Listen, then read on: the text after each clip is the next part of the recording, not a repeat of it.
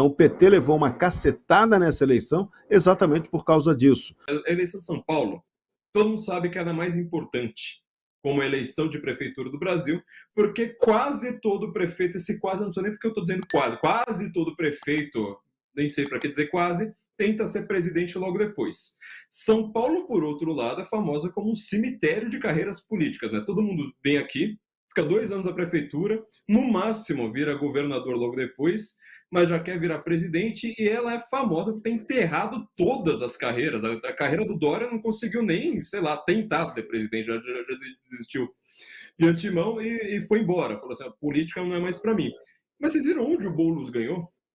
Porque o Boulos, assim, todo mundo associa, né, a pobreza, a periferia, não sei mais o quê.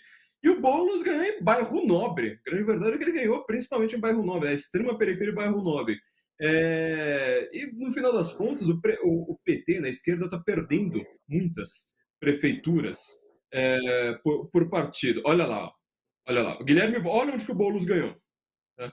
Boulos ganhou na região central de São Paulo, basicamente Faria Lima, Bairro Nobre, Vila Mariana, Vila Madalena, Pinheiros, não sei mais o que, acho que até Higienópolis, se duvidar, o Boulos ganhou. Na extrema periferia da Zona Leste, Zona Sul, não. Em compensação, né, o PT está perdendo periferia. Décio, conta aí pra gente, qual que é a sua análise em relação a isso? Na verdade, o socialismo é um fetiche de rico. E outra coisa, tem um segundo fenômeno também, que a elite brasileira, a elite oligárquica, digamos assim, a que faz parte do establishment, ela vota na esquerda. Então, eu acho que essa divisão ela é muito honesta no Brasil inteiro. Aqui, eu sou de Vitória, Espírito Santo. A deputada do PSOL foi vereadora e depois deputada, uma deputada aqui do estado. A votação dela é mais expressiva nos bairros nobres. Porque a grande realidade, Flávio e Serrão, é que quem vive na periferia deseja prosperar. E essas pessoas já identificaram que essa elite burocrática não permite qualquer tipo de movimentação social. A população, aonde o socialismo chega, a população recebe mais pobreza. E os exemplos hoje pelo mundo, eles circulam pelas redes sociais. Hoje todo mundo tem acesso a um telefone celular, as pessoas estão enxergando o que está acontecendo na Venezuela, as pessoas estão enxergando, viram a experiência cubana, inclusive agora está todo mundo no escuro, né? Em Cuba, democraticamente no escuro. Então, assim, é uma tendência que a pessoa que esteja numa situação de vulnerabilidade deseje sair dela. E não existe saída dessa situação pelo socialismo. Eu acho que esse recado ficou muito claro nessas eleições.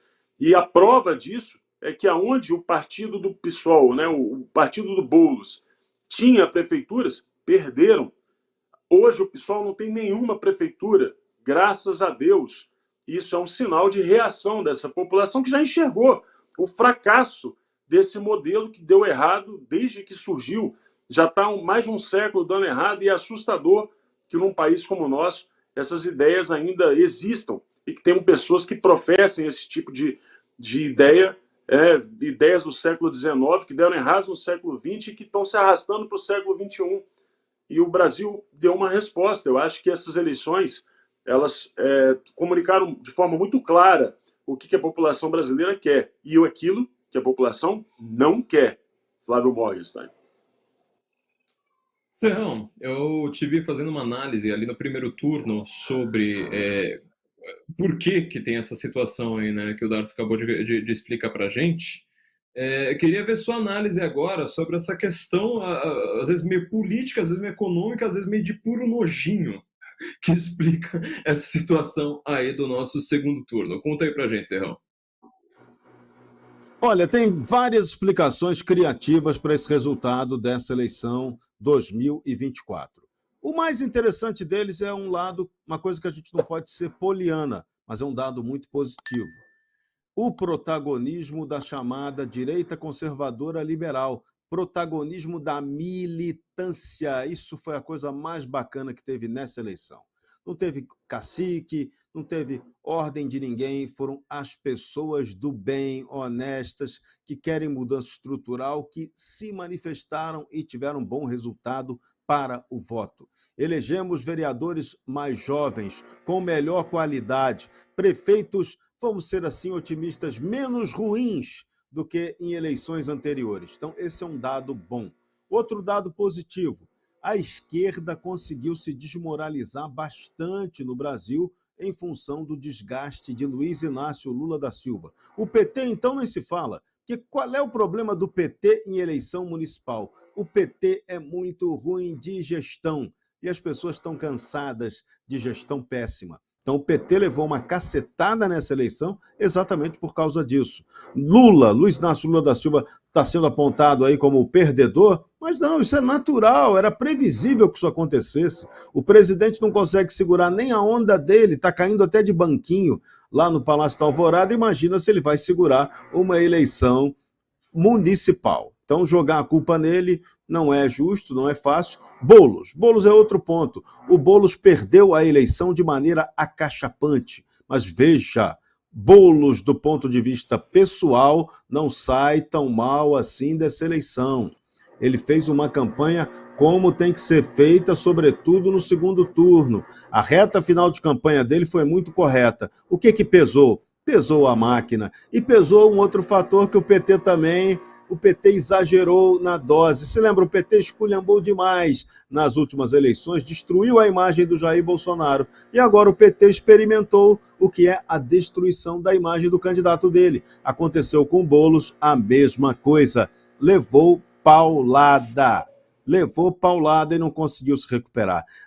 Olha, aquela imagem emblemática do Pablo Marçal mostrando para ele a carteira de trabalho, aquilo destruiu o Guilherme Boulos e não permitiu que ele se levantasse mais. Então, tentar fabricar o Boulos Paz e Amor, bonitinho e tal, ele até tentou, mas esse personagem não combina com a realidade. Tanto que o pessoal perdeu a eleição, o Ricardo Nunes ganhou de goleada e hoje o Boulos prometeu na campanha, né, que se ele ganhasse não haveria mais invasões em São Paulo. Pois é, ele perdeu, já teve 2 invasões hoje de manhã de prédios em São Paulo. Então, Petelândia, Pissolândia, vai para Cuba que o pariu.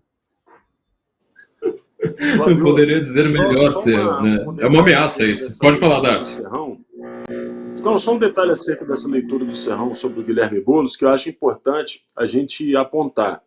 Em 2020, Guilherme Boulos teve 40,65% dos votos no segundo turno, perdendo para o Mauro Covas. Agora, em 2024, teve 40,62%. Praticamente repetiu a derrota. Contudo, se fizermos uma análise política franca, honesta, a gente vai dizer, existe um teto para o Guilherme Boulos em São Paulo. É verdade. Mas também existe uma consolidação de votos. E isso pode significar um representante da esquerda numa cadeira do Senado, das 2 que serão disputadas em 26. Então, é um dado que a gente precisa analisar, porque existe aí uma consolidação de um eleitorado para o Guilherme Boulos, apesar da derrota. Essa leitura precisa ficar registrada. Fala, Serrão. Candidatíssimo ao Senado em 2026. É um nome que não pode ser subestimado. Ele tem um eleitorado pessoal dele. É que a disputa agora foi muito circunstancial. Falou mais alto a máquina da Prefeitura de São Paulo, todos os apoios que o Ricardo Nunes teve políticos. O peso do governador de São Paulo nessa eleição foi muito grande. Tarcísio é vencedor dessa eleição, sim. Cuidado com as críticas que se faça a ele. E o Tarcísio não é da direita. Não, não é. O Tarcísio é de centro. E não vamos levar a mal esse fato. Vamos levar isso aí com toda calma, muita calma. Ele venceu em 96% dos municípios em que ele apoiou o candidato. Ele é um grande vencedor nessa eleição municipal no estado de São Paulo. A máquina estatal funcionou, a máquina do governador operou, a máquina do Kassab e Companhia Limitada também estava ali junto. Então a gente tem que entender esse contexto e pensar que a gente tem que ser hoje uma direita liberal conservadora, inteligente, estratégica, fazedora de proposta concreta para ser realizada. Esse é que é o segredo. E não ficar criando treta, briga com o amiguinho do lado, com aquele que pode ser seu aliado. Chega, para de inventar inimigo, que a gente não precisa de mais inimigo do que a gente já tem. Essa tem que ser a inteligência que a gente precisa ter agora. Serrão, muito obrigado por essa bronca que está entalada na garganta de metade da direita brasileira, enquanto que a outra metade está precisando ouvir esta bronca, né? Quero só fazer uma análise muito rapidíssima aqui sobre a questão Boulos. O Boulos, ele é entendido como radical, aí fica todo mundo, eu vejo essas análises na grande mídia, perguntando, ora, mas o Lula, bom, a cidade de São Paulo vota no Lula, mas não vota no Boulos, quer dizer, o Boulos tem mais ou menos as mesmas propostas do Lula. É difícil você pensar no que os dois discordariam em qualquer assunto. Inclusive, os dois torcem para o mesmo time, os dois, sei lá, devem ter o mesmo prato preferido. Os dois são idênticos. Até o corte de cabelo e a barba do Boulos é uma imitação óbvia do Lula. Agora, o Boulos, ele realmente tem uma imagem associada a radicalismo, enquanto o Lula passou pelo processo Duda Mendonça. Só que as pessoas não estão calculando isso. Eu achei importante isso que vocês dois falaram, né? Todo mundo nesse oba-oba, a direita ganhou. Não, no primeiro lugar que a direita não ganhou porcaria nenhuma. Quem ganhou foi o Centrão. Segundo lugar, esses números apresentados aí para vocês são importantes. O Boulos está crescendo. Essa eleição não foi uma derrota para ele. Ele sabe que ele não vai ganhar a prefeitura de São Paulo. Ninguém levava aquele negócio a sério. Mas ele está conquistando terreno o tempo todo, e agora tudo de terninho, aparecendo na Faria Lima, com o escritório na Alameda Franca, conversando com o Cicassos, até conversando com o Pablo Marçal, entendeu? Esta eleição, sim, foi uma vitória para o Boulos, apesar de ele não ter conquistado a prefeitura de São Paulo. Tal como, sei lá, o Haddad não perdeu. Quando ele perdeu a prefeitura, não perdeu, ele cresceu, virou ministro, entendeu? Assim, eleitoralmente esses caras estão fracos, mas como peças, né, do sistema, eles são muito grandes. Deixa eu só deixar um recado aqui, ó, temos 4.700 telas nos assistindo só no YouTube. Queria agradecer a todo mundo. Não sei se a gente já conseguiu voltar aqui para o X, né, que a gente estava com uma dificuldade enorme, mas quero pedir para cada um de vocês aqui, ó, dê uma curtida, comente, compartilhe, coloque no grupo de Zap, se você quiser, tira um print ali da tela, deixe o link para as pessoas saberem que o Braddock Morning está aqui, porque nós temos o objetivo claro, explícito, descarado, de arrancar a audiência da grande mídia. Estamos no Exen, a produção aqui está me avisando, que o meu ainda não tá atualizando. Nós temos esse objetivo de arrancar a audiência da grande mídia. Assim você vai acompanhar as nossas análises e não as deles, aquele povinho de lá. Vamos para a nossa segunda pauta, gente. Olha, o Boulos, essa também é muito importante, está continuando aqui, ó, o Boulos, ele apresentou uma notícia crime ao TSE contra o Tarcísio. Vamos ver primeiro o vídeo do Tarcísio, só para a gente entender o que é que tá rolando? Vamos lá. Produção, tem o vídeo já pronto? Vai esclarecer, já identificamos as pessoas e vamos agir com a firmeza necessária, sem transigir, né, com a ordem. O que aconteceu aqui na capital, que o senhor citou? Na capital? Em relação ao PCC?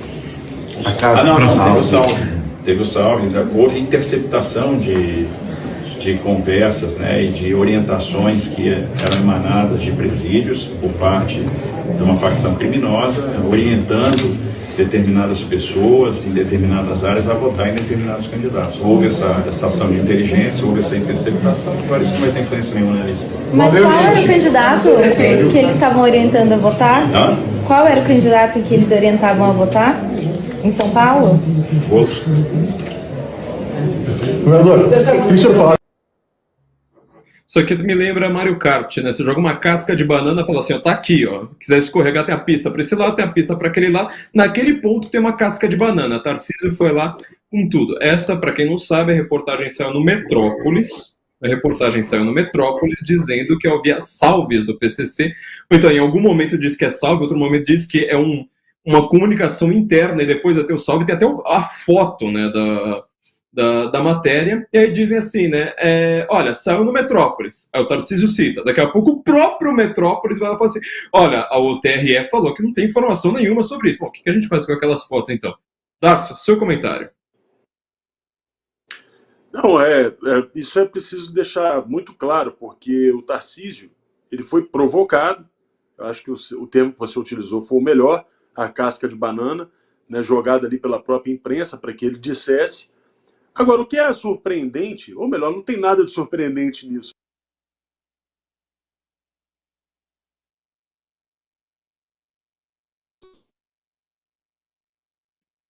perdemos o Darcy aqui, tá sem a nossa conexão. Vamos ver, Serrão, você está com a gente? Ah, Darcy voltou aqui. Pode falar, Darcy, continua. Surpreendente? Então, continuando. O Guilherme Boulos entrou com uma ação, uma queixa-crime contra o Tarcísio. E o Rogério Santos não vai entrar, não? Ah, não, porque ele ganhou a eleição. E ele era, de fato, o candidato apontado, a preferência das facções criminosas. E os recados são claros. Uma reportagem do Paulo Capelli mostra isso, do Metrópolis. Sabe quem foi que escreveu o bilhete? Quem? Raimundo Nonato, vulgo Terra Seca do PCC. São recados assinados, Flávio Morris. Eles já têm nomes e codinomes, eles não escondem os seus nomes.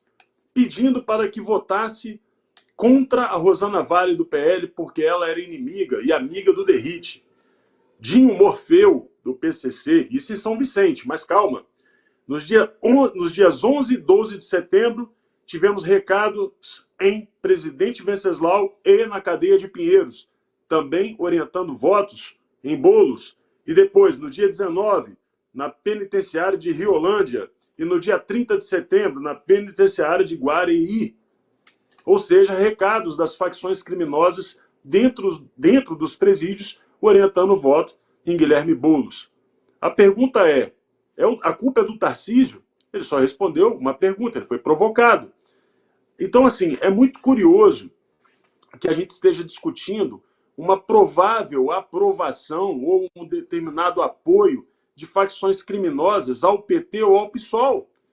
Porque aqui a gente precisa lembrar lá o nosso doutor José Carlos Graça Wagner, que foi quem identificou a formação do Foro de São Paulo, e lá, nessa formação, a orientação era: as organizações criminosas precisam virar partidos políticos para disputar eleições.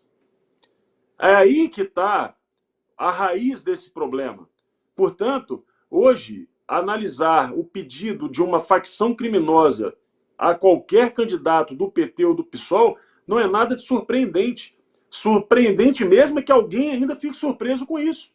Porque essa aliança, esses diálogos cabulosos, essa relação, ela é muito antiga. E ela nasce lá na queda do Muro de Berlim. Vejam só, aqui no Braddock Morning a gente retoma a origem do problema. Eu acho que era essa discussão que o Brasil deveria estar fazendo nesse momento, né? Se a gente deve continuar tratando esses partidos como partidos políticos ou dando o nome que eles merecem, que são verdadeiras facções. É isso, Flávio Morgenstern.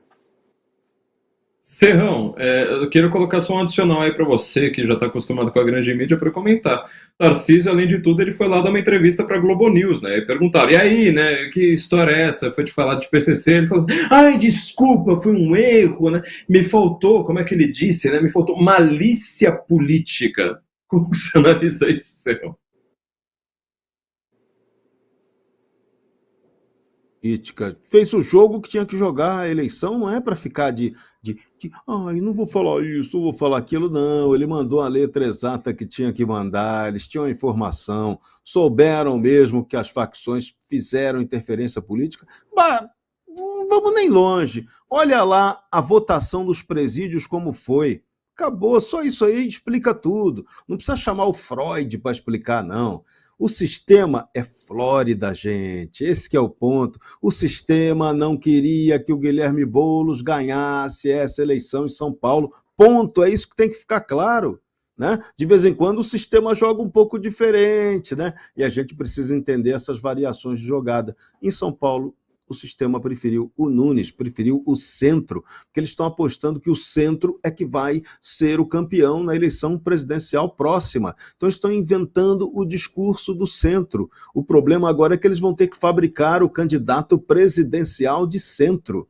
Vai ser quem? Vai ser o Tarcísio? O Tarcísio eu garanto que não é, porque ele quer ser candidato à reeleição ao governo de São Paulo. Então vai ser quem? Vai ser Ratinho Júnior? Vai ser o Ronaldo Caiado? Vai ser o Papai Noel? Vai ser agora o Pablo Marçal, que já se apontou como candidato e vai querer ser o centrista da vez, da história? Então, vem muita... Olha, os caras vão ter que ter muita criatividade ainda pela frente. Enquanto isso, na sala de justiça, vamos esperar o que acontecerá com Jair Messias Bolsonaro. A previsão é que ele vai levar mais uma porrada, que ele vai ficar inelegível novamente, né? Isso é líquido e certo, da mesma forma como vários candidatos ao Senado também ficarão inelegíveis. O plano do sistema é esse. Agora, se vai acontecer ou não, vamos esperar. A eleição municipal só acaba no dia 5 de novembro. Carmen Lúcia disse que acabou agora, que foi rápido. Não, a eleição municipal só acaba dia 5. Tem o prefeito Donald Trump e o presidente da Câmara de Vereadores, Elon Musk. Essa eleição vai ser eletrizante. A gente não cansa de dizer isso aqui, Serrão, ainda mais que a gente faz análise, né, no Braddock Connection. Toda segunda-feira, vou estar lá, toda segunda-feira no final do Braddock Show, meia hora de análise geopolítica. Eu sempre comento isso, que a eleição americana que é realmente o que importa.